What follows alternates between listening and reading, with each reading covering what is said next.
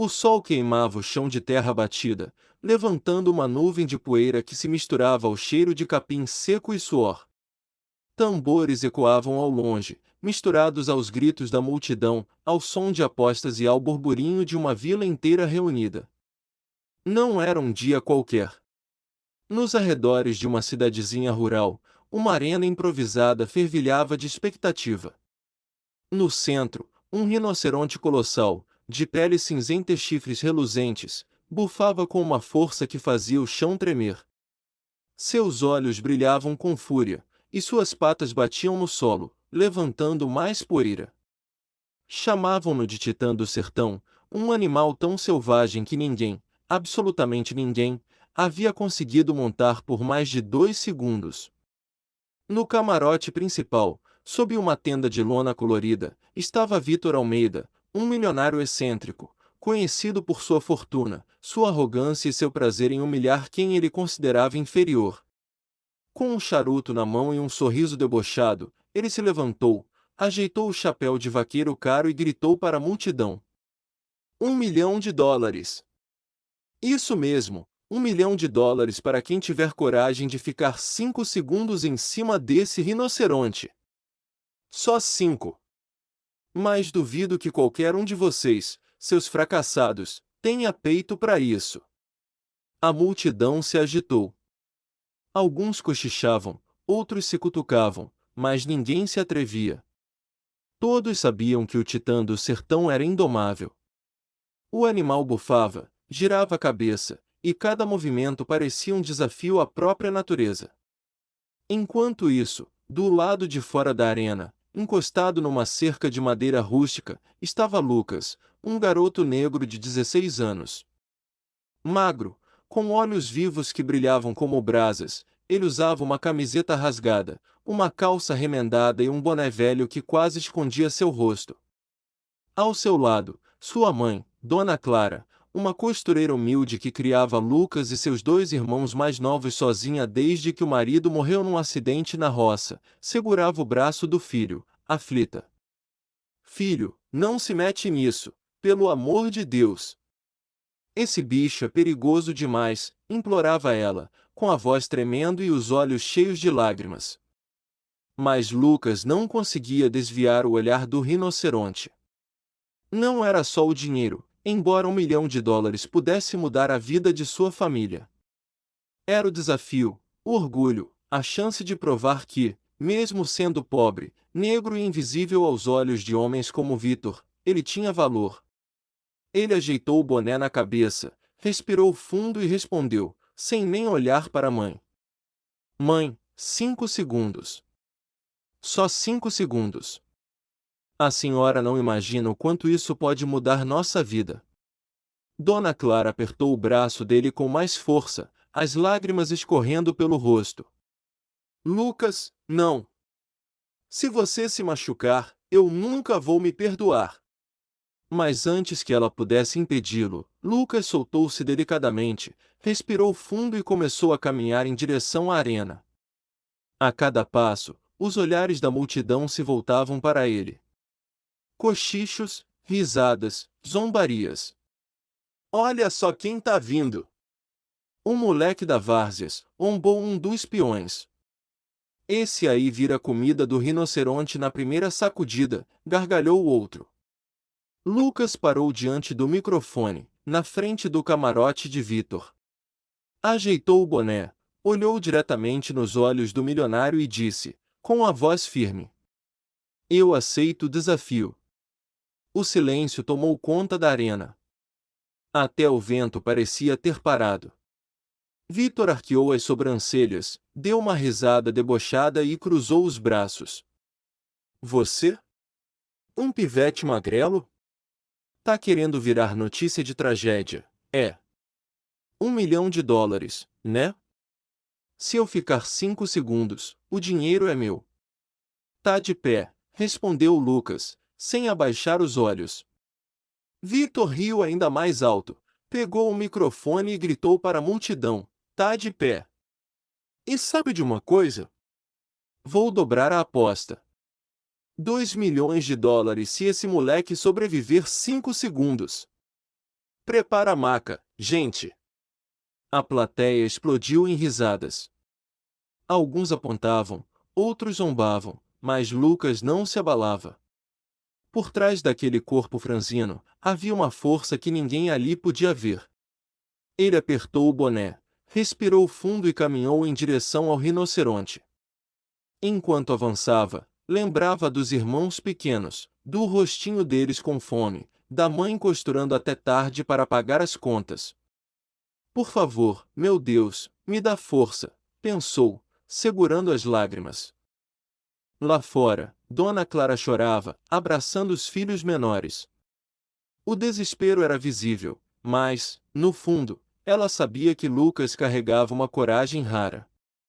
Quando ele chegou perto do rinoceronte, o tratador, um homem barbudo e calejado, olhou para ele com deboche. Vai subir mesmo, moleque? Cuidado para não voar até o outro lado da vila. Lucas não respondeu. Apenas olhou firme, respirou fundo e subiu no animal. Suas mãos seguraram a corda improvisada com força, seus joelhos se ajustaram ao corpo do rinoceronte, e, mesmo tremendo, ele se manteve firme. A plateia ria, cochichava, apontava. Esse aí não dura nem um segundo, gritou um.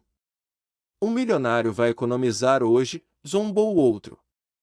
O locutor, ajeitando o chapéu, pegou o microfone, ainda sem acreditar no que via. Atenção, senhoras e senhores! Pela primeira vez, um garoto, isso mesmo, um garoto. Lucas, do bairro da Várzea, aceitou o desafio do Sr. Vitor Almeida.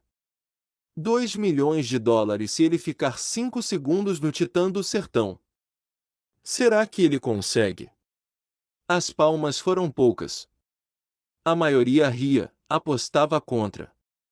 Mas, no meio da multidão, uma senhora idosa, de roupas simples e um terço nas mãos, observava em silêncio. Era Dona Benedita, uma benzedeira conhecida na vila por sua sabedoria. Ela olhou para Lucas, apertou os olhos e murmurou: esse menino carrega mais que coragem. Carrega propósito. E Deus está com ele. Na arena, tudo estava pronto. O tratador do portão olhou para Lucas e perguntou: pronto, moleque? Lucas engoliu em seco, apertou a corda com mais força e respondeu, sem hesitar: abre. O portão se escancarou. O rinoceronte explodiu como um trovão, girando, bufando, sacudindo o corpo com uma força descomunal. Suas patas traseiras quase tocavam o céu, a poeira subia tanto que, por alguns instantes, ninguém conseguia ver nada. A multidão prendeu o fôlego. O cronômetro disparou. Gritou o locutor. O rinoceronte girava, pulava, fazia de tudo para derrubar aquele corpo pequeno que se agarrava com a força da vida. 2. Lucas sentia as mãos ardendo, os braços latejando, mas não soltava. 3. A multidão começou a se levantar, boquiaberta. 4. Os olhos de Vitor arregalaram. O charuto caiu de sua mão, e sua boca ficou aberta, sem acreditar no que via. Mas então, uma cena inesperada. Uma das cordas de segurança do rinoceronte arrebentou. O animal ficou ainda mais descontrolado, sacudindo com uma fúria que parecia sobrenatural. Lucas escorregou levemente para o lado, e por um fio, ele quase caiu. A multidão gritou. Caiu, berrou um. Ainda não, gritou o outro. Num reflexo absurdo, Lucas apertou as pernas com mais força, puxou o corpo de volta e, com os olhos cerrados por causa da poeira, apertou os dentes e segurou. Com uma força que nem ele sabia que tinha, encaixou o corpo novamente no lombo do animal e apertou a corda com as duas mãos. O cronômetro estourou o 5º segundo. 5, gritou o locutor, num tom que misturava choque, desespero e empolgação. Inacreditável! A multidão ficou muda. Os olhares se cruzaram, alguns boquiabertos, outros simplesmente sem acreditar no que tinham testemunhado. O rinoceronte ainda girou mais algumas vezes até que os tratadores abriram o portão de dispersão e conseguiram contê-lo. Lucas desceu, as pernas bambas, as mãos tremendo, mas em pé. Ele olhou para o céu, com lágrimas escorrendo pelo rosto sujo de poeira, e murmurou: "Obrigado, meu Deus. Obrigado." Dona Clara, que assistira tudo aos prantos, correu até ele, abraçando-o com tanta força que parecia querer protegê-lo para sempre. Meu filho, graças a Deus. Você tá bem?" "Meu Deus, você tá bem?" repetia, soluçando. Lucas abraçou a mãe e respondeu, baixinho: "A gente venceu, mãe. A gente venceu." Mas, no camarote, quem não sabia como reagir era Vítor Almeida. O milionário, antes arrogante e debochado, estava branco, sem cor no rosto. Ele olhava para Lucas como se visse um fantasma. O locutor, ainda surpreso, pegou o microfone e disparou: "E agora, senhor Vítor? Tá na hora de cumprir o prometido, hein? 2 milhões de dólares. Apostou, perdeu." A plateia explodiu, não mais em risadas, mas em aplausos, gritos e assobios. "Paga o menino!" gritou um homem da arquibancada. "Paga, milionário!" "Honra sua palavra!" berrou outro. Vítor, visivelmente nervoso, puxou o chapéu, coçou a cabeça e tentou justificar: Isso não vale. Foi sorte. Esse rinoceronte estava cansado. Não conta." O povo começou a vaiar. Gritos de covarde e, sem palavra, tomaram conta da arena. Lucas, então, se afastou da mãe, ajeitou o boné e caminhou até o camarote de Vítor. Olhando diretamente nos olhos dele, disse, sem tremer: "O senhor apostou. Duvidou de mim. Eu provei que, mesmo sendo pobre, mesmo sendo negro, eu sou capaz. E agora? Tá na sua consciência cumprir ou não com sua palavra." O silêncio foi total. Vítor ficou travado, suando. Todos olhavam, esperando. De repente, uma mulher se levantou na arquibancada. Era a Dona Lúcia, uma empresária respeitada na região, conhecida por sua integridade. Ela pegou o microfone do locutor e disse, com voz firme: "Se esse homem não tem palavra, eu tenho. Lucas, você acaba de ganhar uma bolsa de estudos completa, paga por mim, até a universidade. E mais, tem um emprego garantido na minha empresa. Você tem honra, garoto. Você tem valor." A multidão explodiu em aplausos, gritos, choros. Dona Clara levou as mãos ao rosto, sem acreditar. Lucas correu até Dona Lúcia e a abraçou forte. "Obrigado, senhora. A senhora não sabe o quanto isso muda a minha vida, da minha mãe, dos meus irmãos." Mas a história não terminou aí. Vítor, humilhado pela multidão, ainda tentou sair pela tangente. Ele deu meia volta, caminhando rápido para sua caminhonete de luxo. "Covarde!" gritou um homem. "Sem palavra!" berrou outro. A multidão vaiava enquanto ele partia. Lucas olhou a cena com um misto de decepção e alívio, mas logo voltou a sorrir ao abraçar a mãe novamente. Nos dias seguintes, Lucas virou lenda. A história do garoto que enfrentou o rinoceronte e venceu o milionário correu a cidade, virou manchete de jornal, posts nas redes sociais e até uma reportagem na TV local. Ele começou a trabalhar na empresa de Dona Lúcia, estudava de manhã e ajudava a mãe à noite. As pessoas o reconheciam na rua, e os irmãos menores o viam como um herói. Enquanto isso, Vítor Almeida, isolado em sua mansão, afundava em remorso. Ele bebia mais que o normal, andando pelos corredores sozinho.